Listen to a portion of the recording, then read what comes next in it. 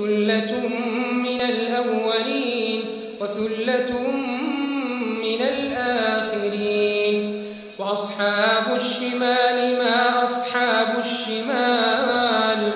في سموم وحميم وظل من يحموم لا بارد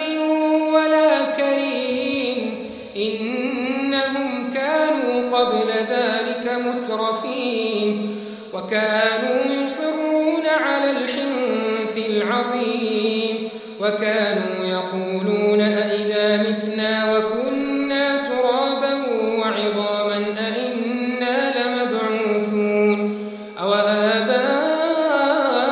الأولون قل إن الأولين والآخرين لمجموعون إلى ميقات يوم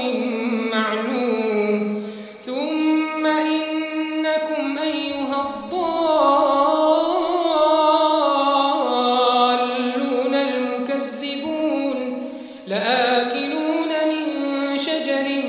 من زقوم فمالئون منها البطون فشاربون عليه من الحميم فشاربون شرب الهيم هذا نزلهم يوم الدين نحن خلقناكم فلولا تصدقون أفرأيتم ما تمنون أأنتم تخلقونه أم نحن الخالقون نحن قدرنا بينكم الموت وما نحن بمسبوقين على أن نبدل أمثالكم وننشئكم فيما لا تعلمون ولقد علمتم النشأة الأولى فلولا تذكرون أفرأيتم ما تحرثون أأنتم تزرعونه أم نحن الزارعون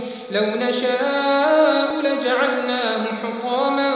فظلتم تفكهون إنا لمغرمون بل نحن محرومون أفرأيتم الماء الذي تشربون أأنتم أنزلتموه من المزن أم نحن المنزلون لو نشاء جعلناه أجاجا فلولا تشكرون